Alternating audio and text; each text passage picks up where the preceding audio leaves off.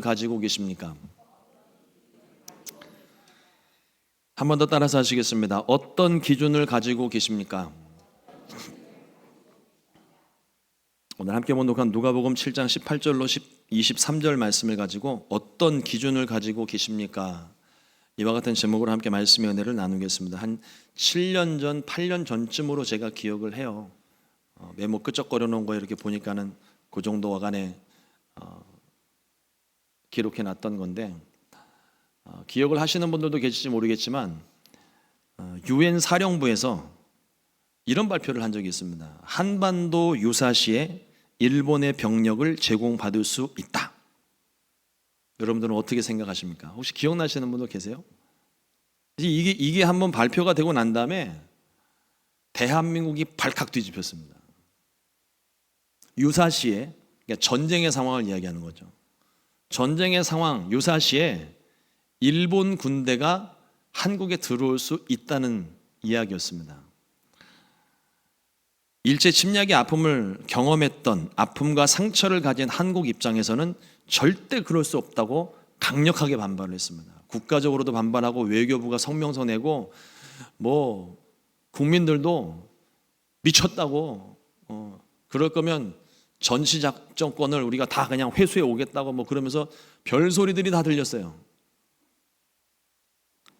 이런 항의가 강렬하게 일어나고 일이 커지니까 유엔 사령부에서 뭐라고 발표를 했냐면 번역상 오류입니다, 이렇게 발표했습니다.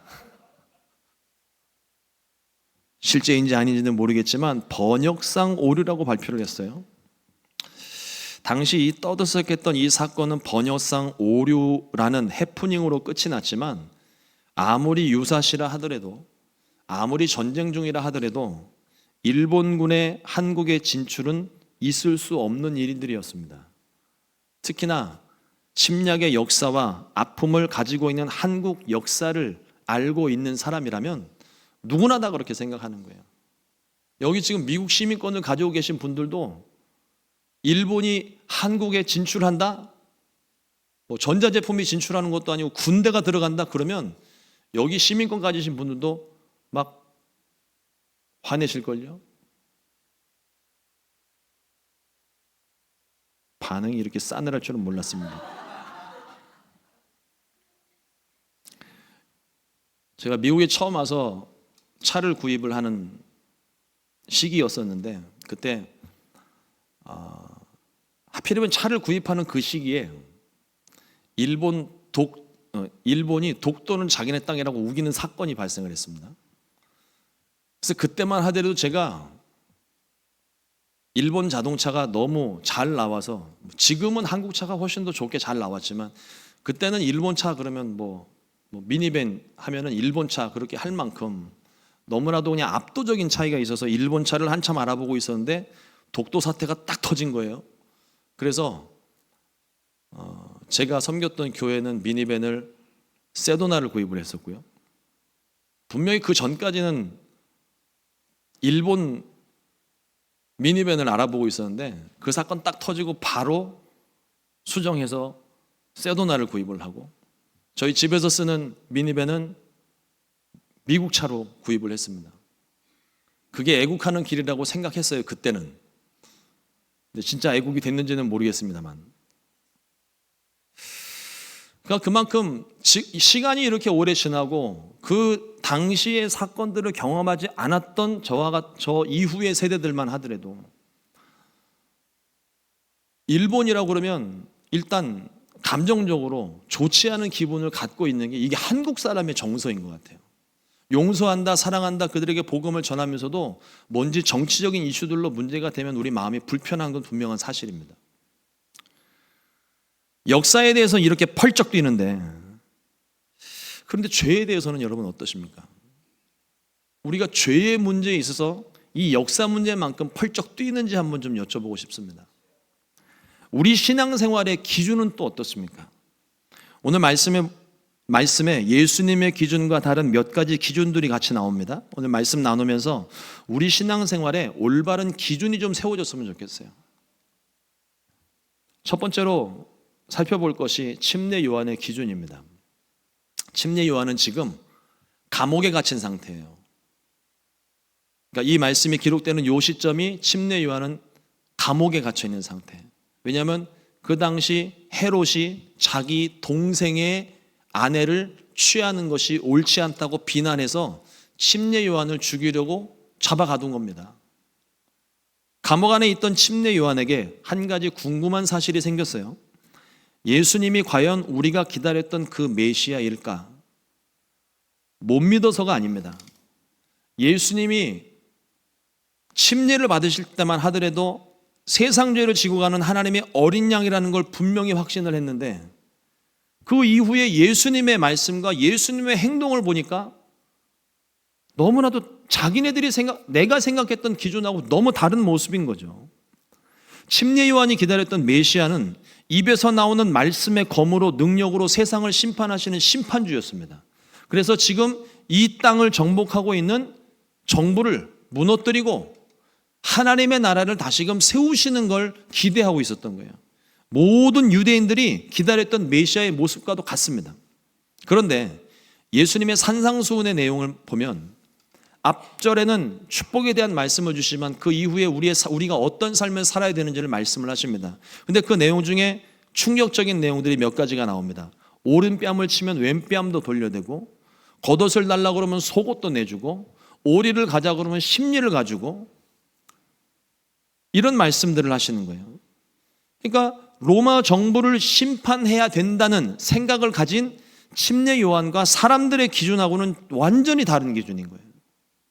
그러니까 로마 정부가 오른뺨을 치면 왼뺨을 돌려대야 되는 거고, 로마 정부가 사람들의 옷을 갈취해 가면 있는 거 다 털어서 입고 있는 것도 다 내줘야 되는 상황이고, 강제로 징집해가지고 어딜 끌고 가면 사돈의 팔촌까지 다 끌고 가는 그런 상황인 거예요. 침례 요한은 사람을 보내어서 예수님께 직접 물었습니다. 우리가 기다리던 분이 맞습니까? 아니면 우리가 다른 사람을 더 기다려야 됩니까?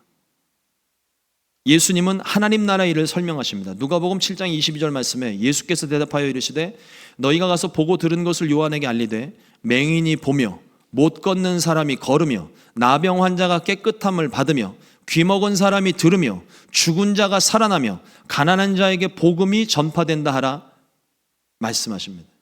그러니까 이사야가 메시아에 대한 예언의 말씀이었는데 이 예언의 말씀을 침례 요한의 제자들에게 주면서 가서 너희가 보고 들은 것을 가서 전하라는 거예요. 이사야가 메시아에 대한 예언의 말씀을 인용하셨지만 이 말씀의 내용인 즉슨 사실상 너희가 기다리는 바로 그 사람이라고 말씀하시는 겁니다. 중요한 기준의 차이가 있습니다. 침례 요한과 더불어 사람들이 바랬던 메시아는 정치적인 메시아예요. 그래서 로마 정부를 심판하고 이스라엘의 국가를 재건하는 일을 그 메시아를 통해서 이루어질 것을 기대했습니다. 하지만 예수님의 목적은 무너진 이스라엘 나라를 세우는 게 아니라 하나님의 나라를 회복하는 거였습니다. 무너진 기초를 다시 세우고 하나님과의 관계를 회복하는 일, 하나님의 자녀를 구원하시는 것이 예수님이 이 땅 가운데 오신 목적이에요. 사람들의 기대와는 완전히 다른 모습이었습니다. 여러분, 이스라엘의 회복도 중요하지만 그게 우선이 아니었던 거예요. 이스라엘의 마음의 회복, 생각의 회복, 영혼의 회복이 가장 우선시 돼야 됐고 그게 가장 먼저 이루어져야 되는 부분이었습니다. 우리가 교회를 생각하면서 교회 그러면 너나 할 것 없이 교회 그러면 무조건 부흥해야 된다라고 생각을 합니다. 맞습니다. 교회는 부흥해야 됩니다. 그러나 가장 먼저 회복돼야 될 것은 숫자적인 부흥이 아니라 우리의 마음의 회복이에요. 숫자적으로 가득히 부흥해도 그 속에 하나님을 예배하는 마음이 없으면 멸망한 이스라엘과 다를 것이 하나도 없습니다. 적은 숫자, 두세 사람이 내 이름으로 모인 곳에 나도 그들 중에 함께 있느라고 말씀하셨는데 우리가 두 사람만 모여서 주의 이름으로 모여 기도하면 그게 예배가 되는 거예요. 그게 교회가 되는 것입니다. 우리 이민 초창기가 그랬어요. 초창기에 여기 온 사람들이요 2명만 모이면 교회 시작했어요. 기대 딱 꽂아놓고 교회 시작. 그러면 이제 거기에 믿음을 가지신 분들도 오지만 한국 사람이 그리워서 찾아오는 사람이 생기고 그러면서 그 당시에는 교회가 한인의 역할을 다 감당했잖아요. 교회는 그래서 그때부터 어쩌면 숫자 부흥이 곧 힘이 되고, 또 우리 초창기 교회 역사를 보더라도 교회가 좀 커져야 뭔가 힘이 생기고 입심도 생기고 말에 힘도 생기고 영향력도 있으니까 자꾸만 숫자적인 부흥, 물질적인 부흥을 자꾸 이야기하고 있는데, 여러분 그것은 그리 중요한 일이 아닙니다. 아무리 숫자가 많이 부흥을 해도요, 하나님을 향한 마음이 없으면 그건 교회가 아닌 거예요. 그러나 적은 숫자가 모였다 하더라도 하나님을 향한 마음이 회복되어져 있으면, 하나님을 사랑하는 마음이 있으면 그거는 하나님이 인정하시는 교회입니다. 큰 교회, 작은 교회 나눌 거 하나도 없어요. 우리 각자의 마음이 우선적으로 변해야 됩니다. 환경이 변하면 더 좋겠지만 환경 변하지 않아도 상관이 없습니다. 이미 우리 마음에 하나님 나라가 임했기 때문입니다. 하나님 나라가 계시면, 내 마음에 하나님 나라가 와 있으면 환경 어떠하든 조금도 상관이 없어요. 두렵지 않습니다. 하나님의 나라의 역사로 문제가 해결되고 병이 고침받고 귀신이 떠나가고 환경이 변화될 것을 내가 믿기에 반드시 그렇게 될 것을 내가 알기 때문에 지금 당장 눈에 보여지는 것 때문에 두려워하거나 의심할 이유가 하나도 없죠. 하나님 나라가 내 안에 있으면 그걸로 충분한 겁니다. 우리가 기대하는 예수님은 어떤 분입니까? 예수님 믿으면 만사형통하고 질병을 치료받는 일입니까? 악인을 심판하고 이 환난에서 나를 건져주시는 일입니까? 물론 예수님 믿으면 문제가 해결되고 병이 고침받고 귀신들이 떠나갑니다. 이건 하나님 나라 일이기 때문에 그래요. 하지만 내 입장에서, 내 편에서만 생각하지 않게 되기를 주님의 이름으로 축복합니다. 하나님은 공의의 하나님이시고 사랑의 하나님이시고 모든 사람, 온 세상의 하나님이십니다. 내 입장에서 나만의 하나님이 아니라 모든 사람의 하나님이시라는 거예요. 여러분, 우리 생각은요, 나에게 해를 입히는 사람, 악을 행하는 사람, 범죄하는 사람, 나를 괴롭히는 사람, 나의 대적들을 향하여 하나님 앞에 기도합니다. 하나님, 저들을 멸하여 주시옵소서. 우리 생각은요, 일단 악인을 심판하고 벌하신 후에 그 다음에 하나님이 용서하셔도 상관없다고 생각을 해요. 그러나 하나님은요, 최종 심판이 임하시기 전에 모든 사람이, 모든 죄인이 회개하고 하나님의 자녀가 되기를 원하십니다. 하나님이 손대시는 날, 그날은 끝장나는 날이에요. 하나님이 그걸 아시기 때문에 악인이라 할지라도, 멸망받을 마땅한 사람이라 할지라도 하나님이 잠시 잠깐 두고 보시는 이유는 그에게 마지막 기회를 주고 계시는 거예요. 한 번이라도 더 구원받을 수 있는 기회를 주시는 겁니다. 그런 하나님이세요. 우리 입장에서야, 당하는 사람 입장에서야 억울할 수 있죠. 답답할 수 있습니다. 그러나 그것이 하나님의 뜻이라면 우리는 억울해도 순종해야 됩니다. 답답해도 순종해야 됩니다. 내 기준보다 먼저 하나님의 기준을 마음에 새기고 오직 하나님 기준에만 순종하게 되시기를 주님의 이름으로 축원합니다. 둘째로, 사람들의 기준이 나와요. 침례 요한의 제자들이 돌아가고 난 후에 예수님께서 제자들에게 말씀을 하십니다. 예수님은 침례 요한이 이 의심에 가까운 질문을 했지만 침례 요한을 책망하지 않으셨어요. 너는 선지자라는 놈이 나를 알아보지도 못하고 의심을 해? 책망하지 않으셨어요. 오히려 제자들에게 말씀하시기를 여자가 낳은 자 중에 요한보다 큰 자가 없다고 칭찬을 하셨습니다. 침례 요한이 서 있는 위치는 구약과 신약의 중간 단계입니다. 예수님의 시대가 오기 전, 예수님이 오실 길을 준비하는 사람이었었어요. 그런 의미에서 침례 요한은 신약에 기록이 되어져 있지만 구약의 마지막 선지자와도 같아요. 신약에 일어난 광야에 외치는 소리라고 되어져 있습니다. 침례 요한은 율법 시대 마지막 선지자였습니다. 예수님에 대해서 직접적으로 선포하고 예수님을 만났던, 준비시켰던 선지자라는 의미에서는 이 세상 어느 누구보다 큰 자가 맞습니다. 하지만 아쉽게도 침례 요한은 예수님의 십자가와 부활을 직접 경험하지 못했습니다. 은혜의 시대를 살지를 못했어요. 은혜의 시대를 사는 저와 여러분들은요, 어린아이라 할지라도 예수님의 부활의 생명을 가진 사람입니다. 이런 의미에서 하나님의 나라에서는 지극히 작은 자, 어린아이라 할지라도 침례 요한보다 크다고 말씀하신 거예요.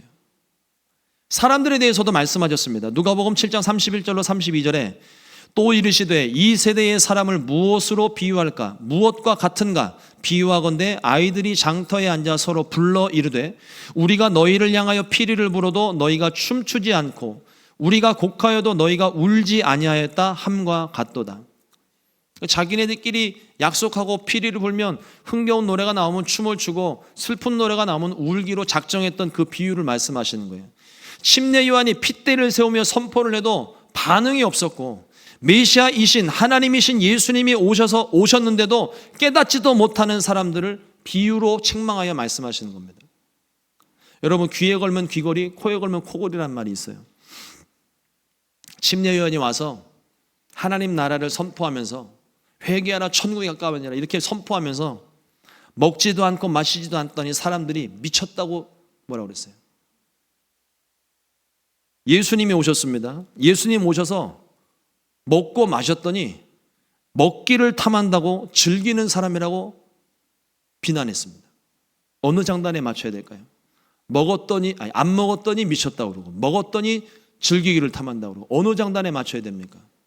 근데 이 모습이 저와 여러분들의 삶에 항상 있어요. 내가 하면 로맨스, 남이 하면 불륜. 똑같은 얘기예요. 내가 생각할 때, 그러니까 내 기준을 가지고 이야기를 하니까 이럴 때는 이렇게 얘기했다, 저럴 때는 저렇게 얘기했다. 그냥 그날 기분과 감정에 따라서 말하는 게 달라지는 거죠. 예수님은 사람들의 이러한 비난과 칭찬에 왔다 갔다 하시는 분이 아니었습니다. 철저하게 하나님 아버지의 뜻대로 행하신 분입니다. 그러나 사람들은요, 그렇지 않습니다. 하나님의 뜻보다 내 뜻을 더 중요하게 여깁니다. 하나님 말씀보다 내 기분이 더 우선이에요. 내게 조금이라도 손해가 오는 것 같으면 절대로 그 하나님 말씀인지 뻔히 아는데도 그 말씀 지켰을 때 복이 온다는 걸 알면서도 내게 조금이라도 손해가 오는 것 같으면 절대 안 합니다. 내 기준이 있기 때문에 그래요. 내가 보기에 이게 지금 손해라는 기준이 있기 때문에, 판단이 있기 때문에 안 하는 거예요. 내가 좋으면 좋은 것이고 내가 싫으면 나쁘다고 생각을 합니다. 평소 하나님 말씀에 아멘 아멘 하다가도 조금만 손해가 생기는 것 같으면 지키지도 않을 뿐더러 노멘 노멘 그럽니다. 그러나 하나님의 지혜는 항상 옳습니다. 내 기분이나 감정에 따라 흔들리지도 않아요. 어떤 상황, 어떤 순간에도 항상 선하며 지켜야 될 말씀입니다.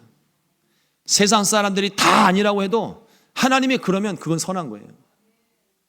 세상 모든 사람이 아니라고 얘기를 해도, 옳다고 해도 하나님이 아니라고 했으면 그건 악한 겁니다. 오직 주의 말씀, 주의 기준에만 순종하게 되시기를 주님의 이름으로 축원합니다. 그렇다면 우리가 침례 요한의 기준도 보고 사람들의 기준도 보았지만, 그렇다면 우리가 지금 본을 삼아야 될 예수님의 기준은 어떤 것일까요? 예수님의 기준은 너무나도 명확하게 드러납니다. 누가복음 4장 18절로 19절 말씀에 주의 성령이 내게 임하셨으니 이는 가난한 자에게 복음을 전하게 하시려고 내게 기름을 부으시고 나를 보내사 포로된 자에게 자유를, 눈먼 자에게 다시 보게 함을 전파하며 눌린 자를 자유롭게 하고 주의 은혜의 해를 전파하게 하려 하심이라 하였더라. 예수님이 이 땅 가운데 오신 목적을 말씀하시는 거예요. 당신이 우리가 기다렸던 그 메시아입니까? 라고 묻는 침례 요한의 질문에 예수님은 예수님 자신이 행하고 계신 일들을 보여주시고 말씀하셨습니다. 그리고 보고 들은 대로 가서 침례 요한에게 전하라고 말씀하셨어요. 하나님 나라의 일은요, 사람을 살리는 일입니다. 하나님 나라의 일은요, 사람을 구원하는 일입니다. 가난한 자에게 복음을 전하는 일이고 포로된 자에게는 자유를 주는 일이고 눈먼 자를 다시 보게 하며 눌린 자를 자유하게 하고 무한하신 하나님의 은혜를 계속 전하는 것입니다. 이게 예수님께서 이 땅 가운데 오신 목적이고 이게 하나님의 공의고 하나님의 정의입니다. 사람을 살리는 일이라면 우리 예수님이 하신 일을 한번 생각해 보세요. 예수님이 하신 일이 단순하게 오셔서 병을 치료하고 말씀을 가르치시고 귀신을 쫓아내시는 그 일만 하셨어요? 예수님의 마지막이 무엇입니까? 그렇게 부분적으로, 개인적으로 병든 사람을 고치고 귀신들을 쫓아내주는 일들을 수없이 하셨지만 예수님이 마지막 최종적으로 하신 일은요, 모든 사람을 살릴 수 있다면 내가 모든 사람을 구원할 수 있다면 내 목숨을 주고서라도 구원하는 것. 그게 주님의 기준이었어요. 이보다 더 큰 손해가 있을까요? 이보다 더 큰 희생이 있겠어요? 하나님이신 예수님이 온 세상, 그것도 의인들도 아니고 죄인들 구원하시기 위해 자신의 피를 흘리고 십자가에 달려 죽는 일 뻔히 알면서도 그렇게 하나님 뜻에 순종하셨습니다.